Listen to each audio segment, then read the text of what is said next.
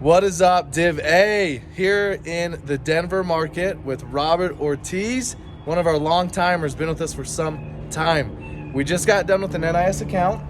Robert shared something with me that I appreciate.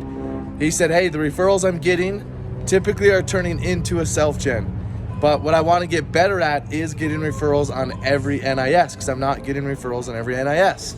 So Rob, what just want to hear for the field, what was maybe something different that happened in our NIS appointment that got us the referrals? Because how many referrals did we get? We got 3 referrals on this one. Got 3 referrals.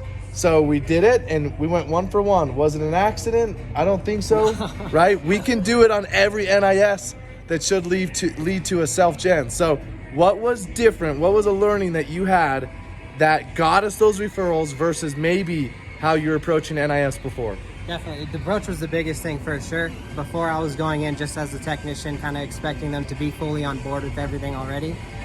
Just watching Aaron now, he goes in and sells everything, every aspect of what we do still.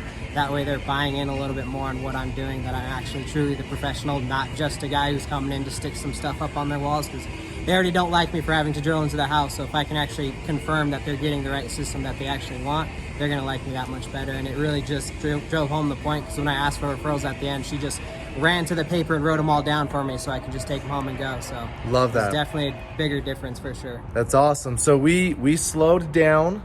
We didn't just walk into the appointment, and you said something that I love. It really resonated.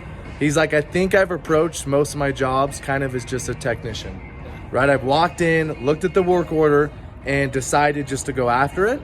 And he said the difference was you approached it like a lead and you sold them. You built value to the point where they wanted to refer. In fact, at the end of this appointment, they asked for our contact information multiple times, and they were interested in solar, and they said, we want to go through you because of us slowing down. And so what tool did we use to build value in Vivint that I think too often we're skipping because we think it's an NIS sold appointment? The truth is, if you want self-gens out of NIS, treat that NIS like a self-gen. Treat it as a self-gen. Sell them as they know nothing. You will then get referrals and get self-gens out of it. So what tool did we use to do this? Yeah, it was the Connect app. It had everything in there. All the rewards were lined up for us. He was cycling through the product so they can see what each individual thing looked like. They just really engaged with it a lot more than most of my customers in the past have done with me, for sure. Okay. Just being able to see everything. Love it. So if you're not using Connect, do it. The other thing we did is we walked into the appointment fully prepared. We started to walk to the door. We did not have our referral card. We did not have the pamphlet that we have that outlines who Vivint is and what they get. All we had was our iPad. So when you go to the door, be prepared with all your tools to get what you want, which is referrals, right? So treat the appointment like a self-gen. You then will get referrals, and those will lead into self-gens if you do not treat it like a tech. I thought that was a really good line. Don't walk in as just a tech. You're there to do the install, but you're there to be a sales pro and technician, sales pro and installer pro. That will get the referrals we want. So let's go. Let's get it. Rob, you're the man. Oh, yeah. All right.